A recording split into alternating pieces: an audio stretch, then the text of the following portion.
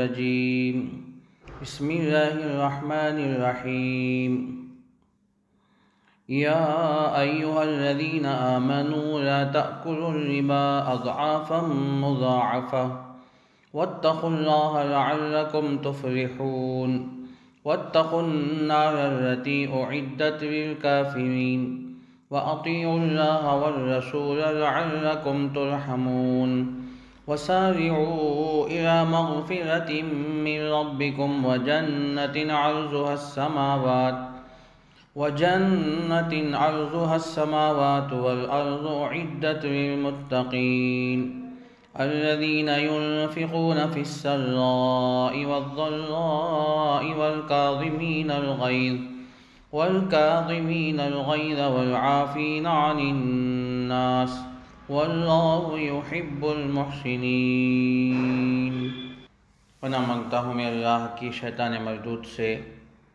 بسم اللہ الرحمن الرحیم، شروع کرتا ہوں میں اللہ کے نام سے جو بڑا مہربان نہایت رحم والا ہے۔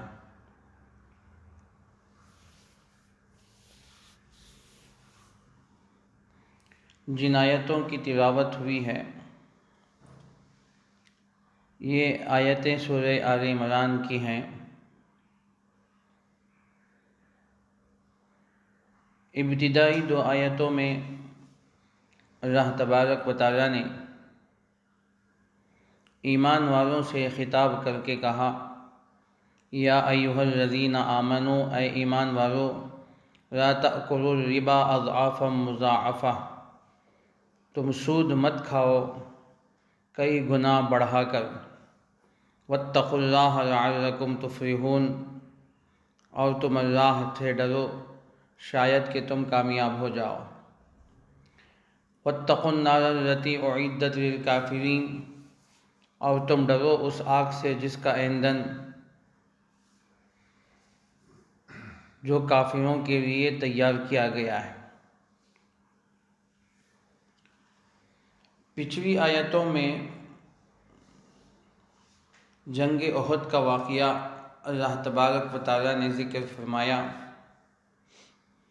اور آگے ایک صفحے کے بعد پھر جنگ احد کے واقعات اور اس کی حکمتوں کو اللہ تعالیٰ بیان فرما رہا ہے۔ اس سے پہلے آپ کے سامنے بات آ چکی ہے کہ جنگ احد بہت اہم جنگ ہے، جس کا پس منظر اور جس کی حکمتیں مصلحتیں اللہ تعالیٰ نے قرآن کریم کی اس سورت کی کئی صفحوں تک اللہ نے بیان فرمائے۔ تو آگے چند صفحوں تک جنگ احد کے واقعے کو اور اس کی حکمتوں کو اللہ نے ذکر فرمایا، لیکن یہاں درمیان میں اللہ تعالیٰ نے ایمان والوں کو سود کھانے سے منع فرمایا ہے۔ درمیان بھی آیت اللہ تعالیٰ نے بطور مسائل کے اللہ ذکر فرماتے ہیں، پھر آگے تقوی کا ذکر ہے، اور پھر جنت اور جنت کی نعمتوں کا ذکر ہے۔ متقین کون ہیں؟ متقین کی صفات دو تین آیتوں میں اللہ تبارک و تعالیٰ نے بیان فرمایا۔ قرآن کریم کا یہ اسلوب اور طرز نہیں ہے کہ واقعات کو بالترتیب بیان کریں۔ واقعات میں کبھی تقدیم و تاخیر بھی ہوتی ہے، کسی واقعے کو اللہ پہلے ذکر فرماتے ہیں اور کبھی واقعے کو بعد میں ذکر فرماتے ہیں، حالانکہ وہ واقعہ پہلے ہونا چاہیے تھا لیکن بعد میں اللہ تعالیٰ اس کو ذکر فرماتے ہیں۔ یہ قرآن کریم کی حکمتیں ہیں، اسلوب اور طرز بیان ہوتا ہے، کبھی بالترتیب اللہ تعالیٰ بیان نہیں فرماتے ہیں۔ درمیان میں کبھی اللہ تعالیٰ مسائل کو ذکر فرماتے ہیں، اور کبھی اللہ تعالیٰ درمیان میں نصیحتوں کو ذکر کرتے ہیں کہ اللہ تعالیٰ اپنے بندوں کو نصیحت فرماتے ہیں۔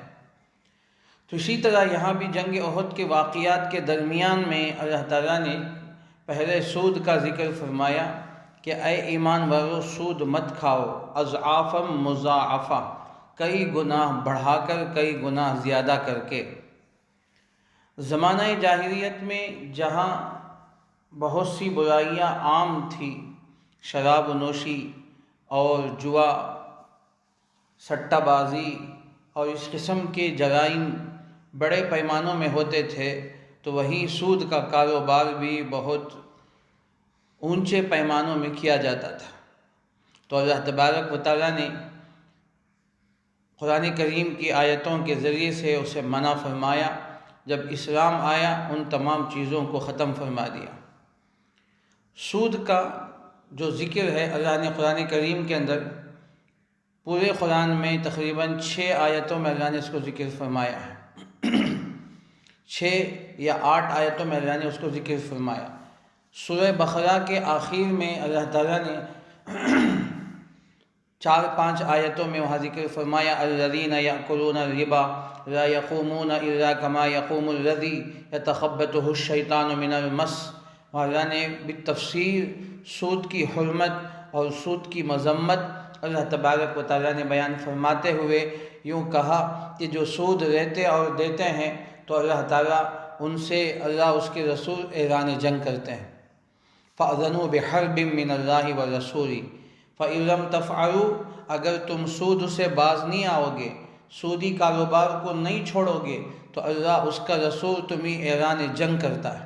فَأَذَنُوا بِحَرْبٍ مِّنَ اللَّهِ وَرَسُولِهِ وَإِن تُبْتُمْ، اور اگر تم نے توبہ کی تو پھر اللہ تعالیٰ تمہیں معاف فرما دیں گے۔ تو اصل پوری بالترتیب اور تفصیل کے ساتھ اللہ نے سورہ بقرہ کے آخر میں سود کی حرمت کو بیان فرمایا، اور یہاں 2 آیتوں میں اللہ تعالیٰ نے بہت مختصر اور جامع انداز میں اللہ نے ذکر فرمایا۔ اسی طرح سورہ روم کے اندر 21ویں پارے میں وہاں بھی اللہ تعالیٰ نے 1 یا 2 آیتوں میں اللہ تعالیٰ نے وَمَا آتَيْتُم مِّن رِبًا لِيَرْبُوَ فِي أَمْوَالِ النَّاسِ فَلَا يَرْبُو عِندَ اللَّهِ وَمَا آتَيْتُم مِّن زَكَاةٍ تُرِيدُونَ وَجْهَ اللَّهِ فَأُولَٰئِكَ هُمُ الْمُفْلِحُونَ۔ تو ایک آیت میں وہاں سود کی حرمت اور مذمت بھی بیان فرمائے۔ تو کل پورے قرآن کریم کے اندر صرف 6 سے 8 آیتیں ہیں جس میں حرمت ربا اور سود کی مذمت کو اللہ تعالیٰ نے بیان فرمایا۔ سود کو جس کو عربی میں ربا کہتے ہیں، ربا کے معنی آتے ہیں بڑھانے کے، بڑھوتری کے۔ کوئی آدمی کوئی مال دیتا ہے، جب اس سے مال کو واپس لیتا ہے تو اصل مال سے بڑھا کر زیادہ کر کے لیتا ہے۔ تو اس کی صورت یہ ہوتی ہے اگر کوئی آدمی 1 لاکھ روپیہ اگر قرض دے رہا ہے تو واپس جب ایک لے گا تو 1,10,000 روپے واپس اس کو کرنے پڑیں گے۔ تو اگر وہ اس مہینے 1 مہینے کے اندر اگر اس نے ادا کر دیا، یا جو وقت میعاد جو مقررہ وقت پر اگر اس نے ادا نہیں کیا تو پھر سود میں بڑھتا چلا جائے گا۔ تو اگر اس نے وقت میعاد پر ادا نہیں کیا تو پھر 1,20,000 ہو جائے گا۔ تو پھر اسی طرح بڑھتا چلا جائے گا، تو سود کے اندر بڑھوتری ہوتی جائے گی۔ تو ربا کے معنی آتے ہیں بڑھنے کے۔ تو جتنا مال دے رہا ہے واپس جب لے رہا ہے تو اس کو بڑھا کر کے لے رہا ہے۔ تو ایک شکل تو اس کی یہ ہوتی ہے۔ تو دوسری شکل اس کی یہ ہوتی ہے کہ اگر کوئی آدمی 1 لاکھ روپیہ اگر قرض دے رہا ہے تو وہ پہلے سے 90,000 روپے دے رہا ہے، لیکن واپس کریں گے 1 لاکھ روپیہ۔ تو اس طرح اصل مال کے اندر کم کر دینا یا اصل مال کو بڑھا کر دینا، اسی کا نام ربا، اسی کا نام سود ہے۔ تو زمانہ جاہلیت میں اس طرح کا کاروبار بہت زیادہ عام تھا۔ تو آج بھی اسی کاروبار کو بہت بڑھوتری کیا جا رہا ہے، بہت زیادہ کیا جا رہا ہے۔ تو قرآن کریم کے اندر اس کو سختی کے ساتھ منع فرمایا، یا ایھا الذین آمنوا، اے ایمان والو، لا تأکلوا الربا، تم سود مت کھاؤ، اضعافا مضاعفہ، بڑھا کر 2 گنا چند گنا زیادہ کر کے۔ واتقوا اللہ، اللہ سے ڈرو، لعلکم تفلحون، شاید کہ تم کامیاب ہو جاؤ۔ سورہ روم کی جو آیت ہے، سورہ روم کی آیت میں اللہ نے فرمایا وما آتیتم من ربا لیربو فی اموال الناس، جو کچھ تم سود کا مال دیتے ہو تاکہ تم لوگوں کا مال زیادہ کر کے ہو، لیربو فی اموال الناس، لوگوں سے مال جب واپس لیتے ہو زیادہ کر کے، اس کے اندر 2 گنا چند گنا 10 گنا زیادہ کر کے تم لیتے ہو، فلا یربو عند اللہ، وہ اللہ کے نزدیک وہ مال نہیں بڑھے گا۔ سورہ بقرہ میں اللہ تعالیٰ نے فرمایا یمحق اللہ الربا ویربی الصدقات، اللہ تعالیٰ سود کو مٹاتے ہیں اور صدقات کو بڑھاتے ہیں۔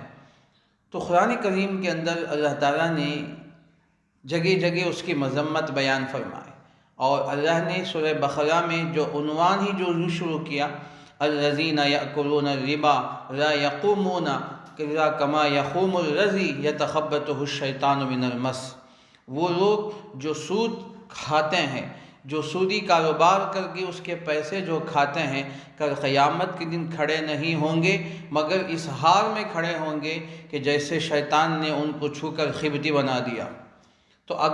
تو وہ قیامت کے دن اس طرح اللہ کے دربار میں کھڑے ہوں گے کہ جیسے وہ خبتی بنا دیا ہو، جیسے وہ پاگل کی طرح، ایک مجنون کی طرح اللہ کے دربار میں کھڑے ہوں گے، بدحواس کھڑے ہوں گے۔ یہ خود ایک مستقل سزا ہوگی۔ اس کے بعد تو اگلی سزا تو بعد میں ہے، لیکن کل قیامت کے دن میدان محشر میں جب ان کو اٹھایا جائے گا، سود خوروں کو، اللہ تبارک و تعالیٰ ان کو اس حال میں اٹھائیں گے کہ وہ بدحواس ہوں گے، تو گویا وہ بہکی بہکی باتیں کر رہے ہوں گے، تو اس طرح بدحواس ہوں گے، یتخبطہ الشیطان من المس۔ تو اللہ تبارک و تعالیٰ نے قرآن کریم کے اندر آیتوں میں بہت سختی کے ساتھ منع فرمایا۔ حدیث میں تو اللہ کے نبی صلی اللہ علیہ وسلم نے بہت ساری حدیثیں بیان فرمائیں۔ معراج کی رات میں جب اللہ کے نبی صلی اللہ علیہ وسلم جب تشریف لے گئے، آپ کو وہاں مثالوں کی شکل میں، امثال کی شکلوں میں اللہ کے نبی صلی اللہ علیہ وسلم کو عذابات دکھائے گئے، جنتیوں کے احوال بھی بتائے گئے، جہنمیوں کے عذابات بھی آپ کو دکھلائے گئے۔ تو ان عذابات میں سے ایک عذاب یہ بھی دکھلایا گیا کہ اللہ کے نبی صلی اللہ علیہ وسلم نے جہنم میں کچھ لوگوں کو دیکھا جن کے پیٹ بڑے بڑے گھروں کی طرح ہیں۔ ان کے پیٹ اتنے بڑے بڑے ہیں جیسے کہ بڑے بڑے مٹکے ہو یا بڑے بڑے گھر ہو، تو اس کے اندر بڑے بڑے سام بھرے ہوئے ہیں۔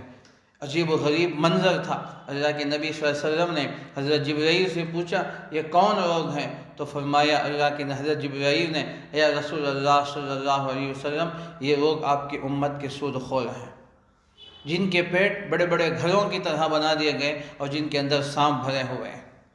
تو یہ بہت سختی کے ساتھ حدیث کے اندر منع کیا گیا ہے۔ اور حدیث میں اللہ کے نبی صلی اللہ علیہ وسلم نے ارشاد فرمایا کہ سود کا ایک درہم کئی دن کی نمازوں کو قبول نہیں کرتا ہے۔ تو اگر آدمی کپڑا پہنا ہے تو اس کے اندر ایک درہم سود کا بھی اگر مل جائے تو اس کی نماز قبول نہیں ہوگی، اللہ کے ہاں وہ نماز مقبول نہیں ہوگی۔ تو روایتیں بہت طویل ہیں۔ تو اللہ تبارک و تعالیٰ نے یہاں ایمان والوں کو منع فرمایا سختی کے ساتھ، یا ایھا الذین آمنوا، اے ایمان والو، لا تأکلوا الربا، سود مت کھاؤ، یعنی سودی کاروبار مت کرو، اور سودی کاروبار میں جو نفع تمہیں ملتا ہے تو اسے مت کھاؤ، اضعافا مضاعفتا، کئی گنا چند گنا زیادہ کر کے۔ ایک بات کہہ کر آگے بات بڑھا جائیں، بعد انشاءاللہ بات بڑھے گی۔ فرمایا کہ سودی کاروبار میں اللہ کی طرف سے قرآن و حدیث میں اتنی سختی کے ساتھ منع کیوں کیا گیا ہے، اتنی سختی کیوں استعمال کی گئی؟ تو اس میں علماء نے، مفسرین نے بہت اس کی حکمتیں، مصلحتیں بیان فرمائیں۔ تو اس میں کئی مسالے ہیں، تو ان میں ایک مصلحت علماء نے یہ بھی لکھا ہے، علامہ ابن کثیر نے، اور تفسیر در منصور میں امام جلال الدین سیوطی رحمۃ اللہ علیہ نے یہ بیان فرمایا ہے کہ جو سودی کاروبار ہوتا ہے وہ اللہ کے نظام کو مختل کرتا ہے، درہم برہم کر دیتا ہے۔ اللہ نے جب دنیا کو بنایا، آسمان و زمین کو بنایا، اپنے بندوں کو بنایا، تو اللہ کا ایک نظام ہے۔ تو اللہ تعالیٰ اپنے نظام میں، اللہ تعالیٰ اس نظام کو چلاتے ہیں، اپنے بندوں کو روزی پہنچاتے ہیں، وہ رزاق عالم ہے، وَإِنَّ اللَّهَ هُوَ الرَّزَّاقُ ذُو الْقُوَّةِ الْمَتِينُ ہے۔ تو اللہ تبارک و تعالیٰ اپنے بندوں کو روزی دیتے ہیں، وہی روزی پہنچاتے ہیں، وہی اسباب ذرائع پیدا کرتے ہیں کہ تمام بندے، انسان اور جانور، سب کو اللہ تعالیٰ روزی وقت پر پہنچا دیتے ہیں، کوئی آج تک بھوکا نہیں مرا ہے۔ تو یہ گویا اللہ کا نظام چل رہا ہے جب سے اللہ نے آسمان و زمین کو بنایا۔ تو لیکن جو سود خور ہوتے ہیں تو یہ اللہ کے نظام میں خلل ڈالتے ہیں، تو گویا وہ براہ راست اللہ کے نظام میں خلل ڈال رہے ہیں۔ تو جو اللہ کے نظام میں خلل ڈال رہا ہے تو کہ کوئی معمولی بات نہیں ہے، تو اسے اللہ نے اعلان فرمایا، فَإِن لَمْ تَفْعَلُوا فَأْذَنُوا بِحَرْبٍ مِّنَ اللَّهِ وَرَسُولِهِ۔ اگر تم باز نہیں آؤ گے سودی کاروبار سے، اللہ اس کا رسول تم سے اعلان جنگ کرتا ہے۔ تو گویا اللہ کے نظام میں خلل اندازی کرنا یہ بہت بڑا جرم ہے۔ وہ صرف مجرم ہی نہیں ہے، وہ اللہ کے نزدیک باغی ہے، اور ایسا باغی جس کے گناہ، جس کے معافی کا کوئی صورت ہی نہیں ہوتی۔ تو یہ ایک مثال، ایک مصویت یہ ہے کہ اسے اللہ تبارک و تعالیٰ سودی کاروبار میں بڑے سختی کے ساتھ منع فرماتے ہیں۔ دوسرا یہ ہے کہ جو معاشرہ ہے، جو تجارتی معاشرہ ہے، تو یہ تمام نظام درہم برہم ہو جاتا ہے۔ جو لوگ اس طرح سودی کاروبار کرتے ہیں تو یہ تجارتی کاروبار، جو آپس میں مسلمان ایک دوسرے کی تجارت کرتے ہیں، مسلمان ایک دوسرے کو خرید و فروخت کرتے ہیں، تو ایک نظام ہے جو تجارت کی طرح ہے، تو اس کے اندر یہ بھی خلل انداز ہو جاتے ہیں۔ تو جو سودی کاروبار کرتے ہیں تو اس کے اندر درہم برہم ہوتا ہے، تو اللہ تعالیٰ کے نظام میں اور آپسی کاروبار میں، آپسی تجارت کے اندر، آپسی معاشی معاملات کے اندر یہ تمام کے اندر خلل انداز ہو جاتے ہیں۔ تو اسی لیے جہاں جس علاقے میں، جس ملک میں سودی کاروبار عام ہو جاتا ہے کہ وہاں کا نظام تجارت سب درہم برہم ہو جاتا ہے، وہاں سے برکتیں اٹھا لی جاتی ہیں، وہاں معاشی نظام کے اندر تبدیلیاں آ جاتی ہیں، پھر اس کو سدھرنے میں بہت بڑا وقت لگ جاتا ہے۔ تیسری مصیبت یہ ہے کہ اس میں غریبوں کا خون چوسا جاتا ہے، غریبوں کی غربت کا بے جا فائدہ اٹھایا جاتا ہے۔ یہ بیچارے غریب جب ان کے پاس پیسے نہیں ہوتے ہیں، جب ان کو اچانک کوئی مسئلہ پیش آتا ہے، ہسپتال کا مسئلہ آتا ہے یا کوئی اور اچانک اپنی بچیوں کے شادی کے مسئلے آتے ہیں، اب وہ کہیں بھی ان کے پیسوں کا انتظام نہیں ہوتا ہے، تو ایسے وقت میں، ایمرجنسی کے وقت میں، یہ بیچارے غریب کہیں جا کر ایسے سود خوروں کے پاس پھنس جاتے ہیں، جس کی وجہ سے وہ ان کا فائدہ اٹھا کر تو وہ ان کا خون چوستے ہیں۔ اب یہاں تک کہ جب ایک مرتبہ اس دردر میں پھنس جاتے ہیں تو پھر اسے نکلنا بہت مشکل ہو جاتا ہے۔ تو اس میں بہت سارے اس کی خرابیاں ہیں، بہت سارے اس کے مخرب انداز ہوتے ہیں، تو اس لیے اللہ تعالیٰ نے قرآن کے اندر بڑی سختی کے ساتھ منع فرمایا، احادیث میں اللہ کے نبی صلی اللہ علیہ وسلم نے بھی بڑی سختی کے ساتھ منع فرمایا۔ تو یہاں صرف اللہ نے مختصر جامع انداز میں اتنا فرمایا کہ یا ایھا الذین آمنوا، اے ایمان والو، لا تأکلوا الربا، تم سود مت کھاؤ، اضعافا مضاعفا، دو گنا چند گنا بڑھا کر، واتقوا اللہ لعلکم تفلحون، اور تم اللہ سے ڈرو شاید کہ تم کامیاب ہو جاؤ، واتقوا النار التی اعدت للکافرین، اور تم ڈرو اس آگ سے جو کافرین کے لیے تیار کی گئی ہے۔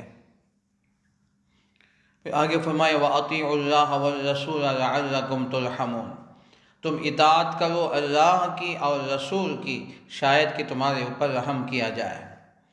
تو اس لیے اگر آدمی ان تمام سودی کاروبار سے بچنا چاہتا ہے تو ایک ہی راستہ ہے کہ اللہ اس کے رسول کی اطاعت کرو۔ یا ایھا الذین آمنوا اطیعوا اللہ والرسول، یا ایھا الذین آمنوا اطیعوا اللہ واطیعوا الرسول۔ تو اللہ نے قرآن کریم کے اندر جگہ جگہ اطاعت و فرما برداری کا حکم دیا کہ اے ایمان والو، اللہ کی اطاعت کرو اور رسول کی اطاعت کرو، لعلکم ترحمون، شاید کہ تم پر رحم کیا جائے۔ وَسَارِعُوا إِلَىٰ مَغْفِرَةٍ مِّن رَبِّكُمْ وَجَنَّةٍ عَرْضُهَا السَّمَاوَاتُ وَالْأَرْضُ۔ اب آگے اللہ تعالیٰ جنت اور رب کے، اللہ کے مغفرت کی طرف دوڑنے کا حکم فرمایا۔ وَسَارِعُوا إِلَىٰ مَغْفِرَةٍ مِّن رَبِّكُمْ، تم دوڑو، آگے بڑھو تمہارے رب کی مغفرت کی طرف، وَجَنَّةٍ، اور جنت کی طرف دوڑو، عرضها السماوات والارض، جس کی چوڑائی آسمان و زمین کے برابر ہے، اعدت للمتقین، جو متقین کے لیے تیار کی گئی ہے۔ اس میں تین باتیں اللہ تعالیٰ اس آیت میں بیان فرمائے۔ تو پہلی بات یہ ہے کہ وسارعوا فرمایا، تم دوڑو، سبقت کرو تمہارے رب کی مغفرت کی طرف۔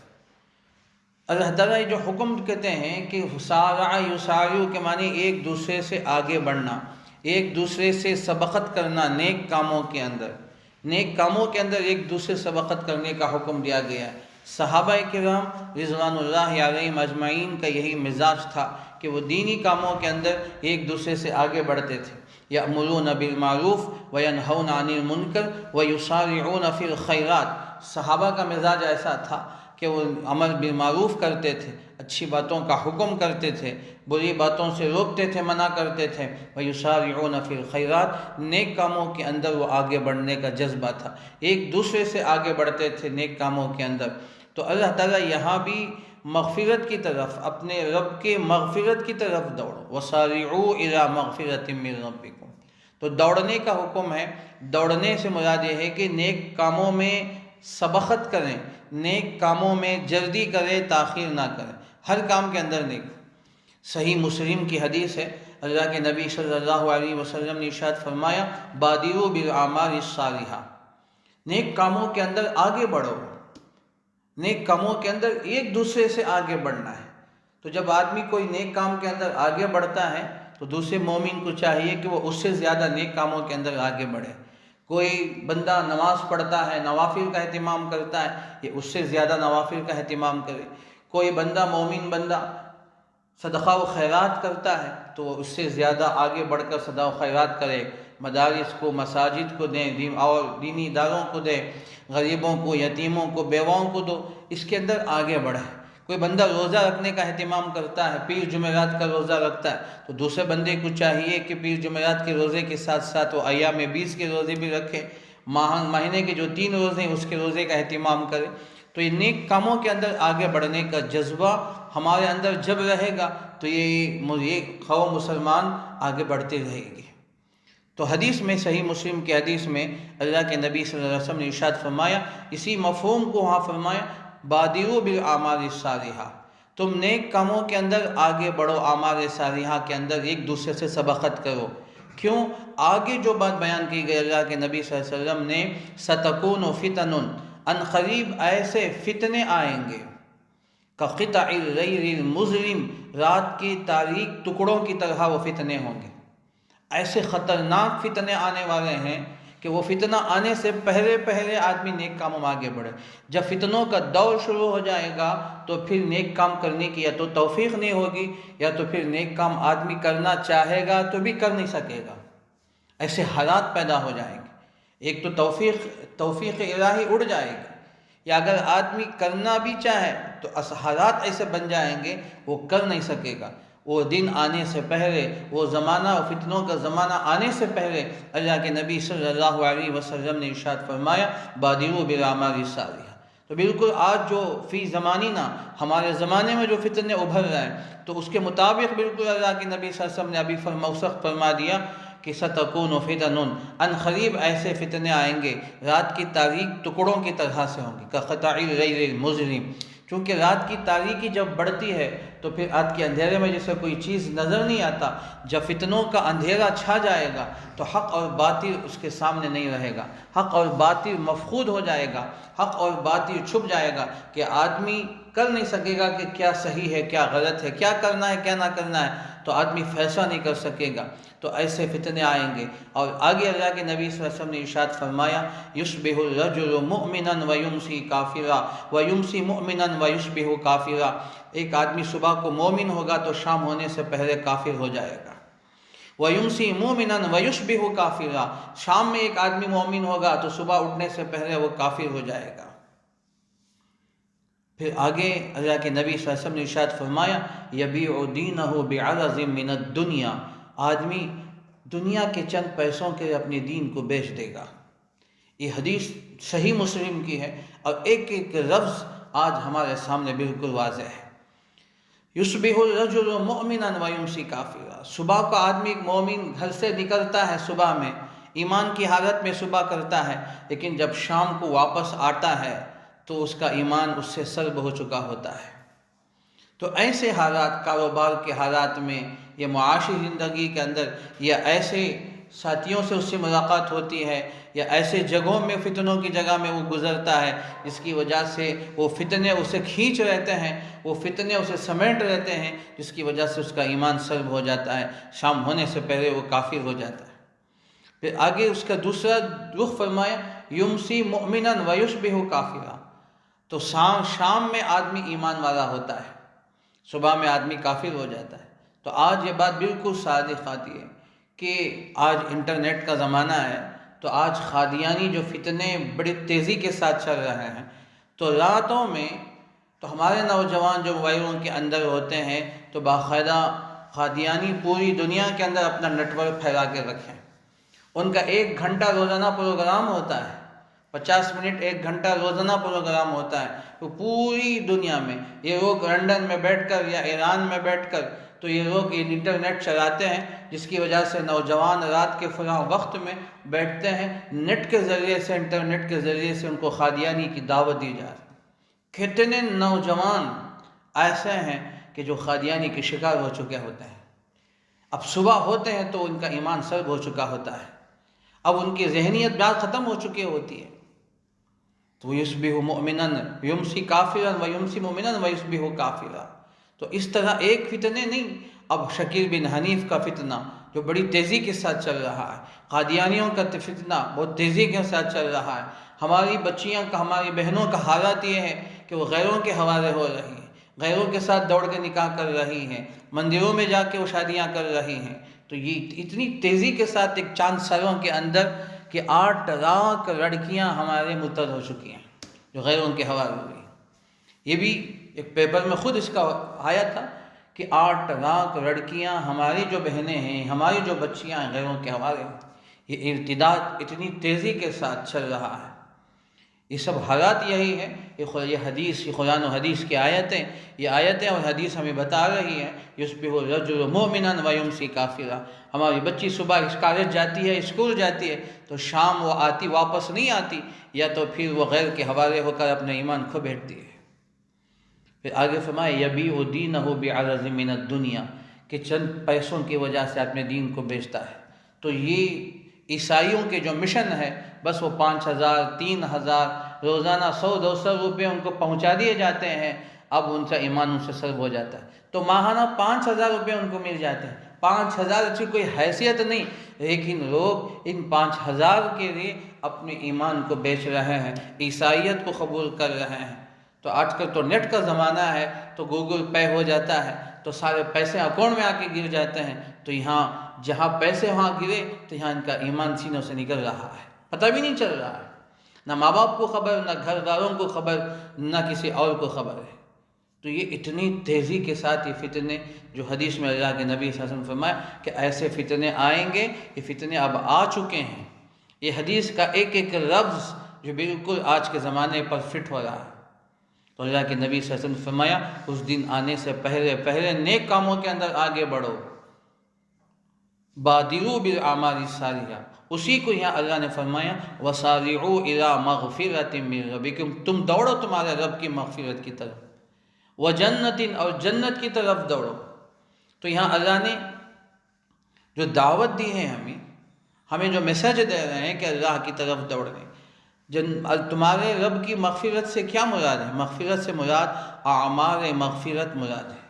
تو جن اعمال سے اللہ تمہاری مغفرت فرمائیں گے، جن اعمال سے اللہ تمہارے گناہ معاف فرمائیں گے، تو ان اعمال کی طرف اللہ دوڑنے کا حکم دیا، آگے بڑھو، تم نیک کام کرو، اللہ تمہاری مغفرت فرمائے گا۔ تو یہ پہلا مضمون ہے اس کے اندر جو اللہ نے بیان فرمایا، وسارعوا، دوڑنے کا حکم فرمایا۔ دوسرا مضمون تمہارے رب کی مغفرت، تو نمازیں پڑھیں گے، اعمال کریں گے، اللہ کو راضی کرنے والے اعمال کریں گے، اپنے اعمال کو سنت کے مطابق، اللہ کے رسول صلی اللہ علیہ وسلم کے طریقے کے مطابق کریں گے، اپنی زندگی کو اللہ کے نبی صلی اللہ علیہ وسلم کی زندگی کے مطابق بنائیں گے، اللہ کے نبی کا جو اسوہ حسنہ، ان اسوہ حسنہ کے مطابق اپنی زندگی بنائیں گے، تو اللہ تبارک و تعالیٰ تمہاری مغفرت فرمائیں گے۔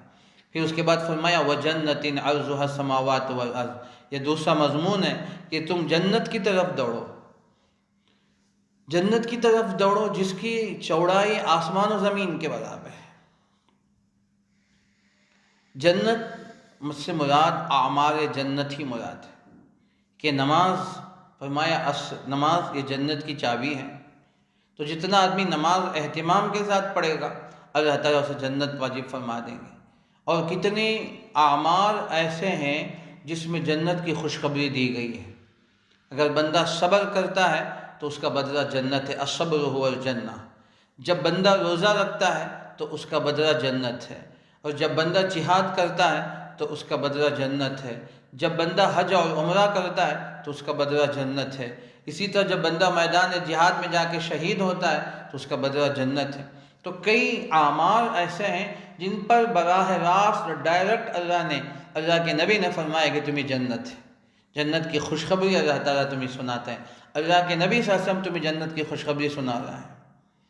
تو ایسے اعمال جنت کی طرف، تمہیں جنت کی طرف اللہ تمہیں دعوت دے رہے ہیں۔ واللہ یدعو الی دار السلام، اللہ تمہیں دعوت دیتا ہے دار السلام کی طرف۔ جنت کے ناموں میں سے ایک نام دار السلام بھی ہے۔ تو جنت کی طرف اللہ تعالیٰ ہمیں دعوت دیتے پکارتے ہیں۔ پھر آگے اس کی صفت بیان فرمائے۔ تو جنت کیا ہے؟ جنت ایک باغ کا نام ہے، اور حدیث میں فرمایا کہ ایسی جنت ما لا عین رأت ولا اذن سمعت ولا خطر علی قلب بشر، ایسی جنت جس کو کسی آنکھ نے آج تک نہیں دیکھا، کسی کان نے آج تک نہیں سنا، کسی کے دل میں یہ وہم بھی نہیں گزرا کہ جنت کیسی ہوگی۔ یہ تمام جو جنت کی نعمتوں کا جو ذکر ہے یہ ہمیں ترغیب دینے کے لیے، ورنہ یہ ہمارے تصور سے بالاتر ہے کہ ہم تصور میں نہیں لا سکتے کہ جنت کیسے ہوگی۔ تو صرف ہمیں ترغیب دینے کے لیے، مومنین کو جنت کی طرف ترغیب دینے کے لیے جنت کے ماکولات کا، مشروبات کا ذکر ہے، وہاں کے باغات کا ذکر ہے، احادیث کے اندر وہاں کے محلات کا ذکر ہے، اور جب قرآن کریم کے اندر وہاں کے حور و غلمان کا ذکر اللہ تعالیٰ نے ذکر فرمایا تاکہ بندے اس کی طرف آ جائیں۔ ورنہ حدیث میں جو فرمایا گیا، جو جامع ترمذی کی حدیث ہے اور ترغیب و ترہیب کی حدیث ہے، فرمایا کہ الجنت ما لا عین رأت ولا اذن سمعت ولا خطر علی قلب بشر، کسی کے قلب بشر کے اندر بھی یہ بات تصور نہیں گزری۔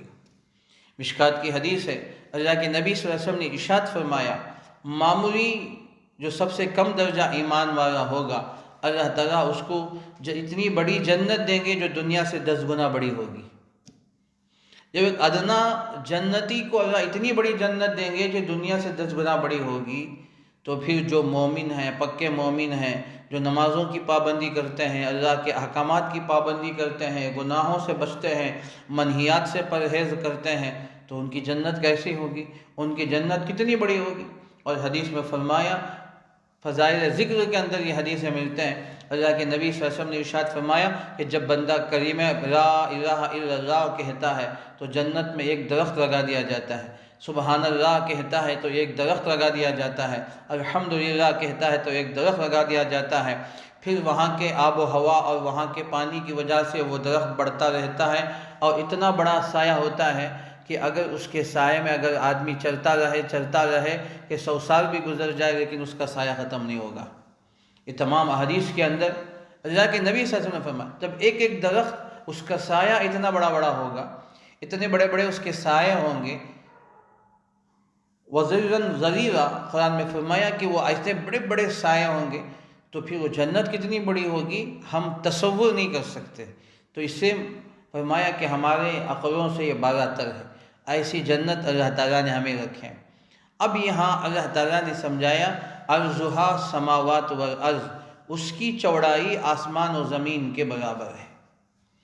سورہ حدید کے اندر 27ویں پارے میں اللہ نے فرمایا وَجَنَّةٍ عَرْضُهَا كَعَرْضِ السَّمَاءِ وَالْأَرْضِ أُعِدَّتْ لِلَّذِينَ آمَنُوا، جنت کی چوڑائی آسمان و زمین کی چوڑائی کی طرح ہے۔ یہاں جنت کی چوڑائی کا ذکر فرمایا، لمبائی کا ذکر نہیں فرمایا، طول کا ذکر نہیں فرمایا، عرض کی ذکر فرمایا۔ عام طور سے کوئی بھی آدمی کوئی چیز لیتا ہے، زمین فراٹ اگر لیتا ہے تو چوڑائی کم ہوتی ہے، لمبائی زیادہ ہوتی ہے۔ کوئی بھی فراٹ ایسا ہوتا ہے نا 25 کو 50 ہوتا ہے تو چوڑا 25 ہوگا تو لمبا 50 ہوگا، 20 کو 40 ہوگا تو چوڑا 20 ہوگا تو لمبا 40 ہوگا، یا 50 کو 60 ہوگا 50 کو 100 ہوگا، تو چوڑائی کم ہوتی ہے تو لمبائی زیادہ ہوتی ہے۔ یہاں اللہ تعالیٰ نے جو جنت کی چوڑائی کا ذکر فرمایا، جب چوڑائی آسمان و زمین کی طرح ہے، آسمان و زمین سے بڑی ہے، تو لمبائی کی کیا حد ہوگی؟ تو قرآن کریم کے اندر اللہ نے 2-3 جگہ اس کو ذکر فرمایا، ایک یہاں اور پھر دوسرا سورہ حدید میں فرمایا کہ عرضھا کعرض السماء والارض، آسمان و زمین کی چوڑائی کی طرح، اس کی چوڑائی آسمان و زمین کی چوڑائی کے برابر ہوگی۔ تو اس لیے اللہ نے چوڑائی کو ذکر فرمایا ہے۔ اللہ تعالیٰ یہ ترغیب دیتے ہیں کہ اے میرے بندوں کہ ہم نے تمہارے لیے ایسی جنت تیار کر کے رکھے ہیں، تم اس لیے دنیا کے اندر دھوکے میں مت پڑ جاؤ، جو ہم نے تمہارے ایسے جنت تیار کر کے رکھے ہیں۔ وعدت للمتقین، یہ متقین کے لیے اللہ نے بالکل تیار کر کے رکھے، سب چیزیں ہمارے لیے تیار ہیں، بس ہمیں اچھے اعمال کر کے ہم چلے جائیں تو پھر اللہ تعالیٰ کی یہ ساری نعمتیں، سارے انعامات اللہ تبارک و تعالیٰ ہمارے بالکل تیار کر کے رکھیں۔ وَلَكُمْ فِيهَا مَا تَشْتَهِي أَنفُسُكُمْ وَلَكُمْ فِيهَا مَا تَدَّعُونَ، جنت میں جانے کے بعد تمہیں وہ تمام چیزیں ملیں گی جو تمہارے نفس خواہش کرتے ہیں۔ وَتَلَذُّ الْأَعْيُنُ وَأَنْتُمْ فِيهَا خَالِدُونَ، تمہاری آنکھوں کی جو لذتیں ہیں وہاں پوری کی جائے گی، تمہارے نفسوں کی جو خواہشات ہیں وہ تمہیں پورا کیا جائے گا۔ وَتِلْكَ الْجَنَّةُ الَّتِي أُورِثْتُمُوهَا بِمَا كُنْتُمْ تَعْمَلُونَ، اور یہ جنت کا تمہیں وارث بنا دیا جائے گا، ملکیت ہی نہیں، اللہ تم کو وارث بنا دیں گے۔ جنت اللہ تعالیٰ ہمیں عطا فرمائے گا۔ حدیث میں فرمایا، ایک حدیث میں مشکات کی حدیث، ابو داؤد کی حدیث ہے، اللہ کے نبی صلی اللہ علیہ وسلم سے صحابہ نے پوچھا، یا رسول اللہ جب لوگ جنت میں جائیں گے تو اپنی جنت کو کیسے پہچانیں گے کہ میری جنت ہے؟ صحابہ نے پوچھا، یا رسول اللہ کہ جنت کو ہم کیسے پہچانیں گے؟ اللہ کے نبی صلی اللہ علیہ وسلم نے ارشاد فرمایا، ہر جنتی اپنی جنت کو ایسے پہچانے گا جیسے دنیا میں اپنے گھر کو پہچانتا ہے۔ جیسے دنیا کے اندر آدمی اپنے گھر کو نہیں بھولتا، اپنے گھر کا راستہ نہیں بھولتا، اپنے گھر کو نہیں بھولتا ہے، تو جنت میں ہر جنتی اپنی جنت کو ایسے پہچانے گا جیسے دنیا میں اپنے گھر کو پہچانتا ہے۔ تو اللہ بہرحال جب جنت میں جائیں گے تو اپنے اپنے ٹھکانوں پہ، اپنے اپنے راستوں پہ جائیں گے، اپنے اپنی جنت میں چلے جائیں گے۔ وہاں کوئی کسی کو راستہ پوچھنے کی ضرورت نہیں پڑے گی، وہاں کسی سے آدمی کسی کی مدد نہیں ضرورت پڑے گی کہ میری جنت کہاں ہے، تو نہیں، اللہ تعالیٰ ایسے تمہیں عطا فرمائیں گے۔ وَلَكُمْ فِيهَا مَا تَشْتَهِي، یہ آخری بات اسے فرمایا گیا۔ یہ بات یہ کیوں کہی گئی ہے؟ وہاں جا کر اپنی جنت کو ڈھونڈنے میں جو تکلیف ہوگی وہ تکلیف بھی وہاں نہیں ہوگی، یہ بتانا مقصد ہے۔ اب جیسے آدمی کہیں جاتا ہے، نئی اجنبی جگہ جاتا ہے، وہاں جا کر ایڈریس پوچھتا ہے، اگرچہ کہ پورا ایڈریس اس کے پاس ہوتا ہے، پکا ایڈریس ہوتا ہے، لیکن وہاں جانے کے بعد آدمی کنفیوز ہو جاتا ہے، تو کسی کی رہبری کی ضرورت پڑتی ہے، پھر کسی کو فون کرنا پڑتا ہے، اور وہاں کسی کو مقامی آدمی کو اس کی رہبری لینی پڑتی ہے۔ اس وقت میں جتنا وقت لگے گا، جتنا دیر لگے گا، اس کو پوچھنے میں جو تکلیف ہوتی ہے وہ تکلیف اور اتنی تاخیر بھی آدمی کو آنی ہوتی۔ تو جنت و تکلیف کی جگہ ہے ہی نہیں، وہ تو راحت و آرام کی جگہ ہے، اتنی سی تکلیف بھی وہاں نہیں ہوگی۔ تو اس لیے اللہ کے نبی صلی اللہ علیہ وسلم نے ارشاد فرمایا، جنتی اپنی جنت کو ایسے پہچانے گا جیسے دنیا کہتا ہے اپنے گھر کو پہچانتا ہے۔ تو یہ اللہ تعالیٰ نے یہاں ترغیب دی ہے۔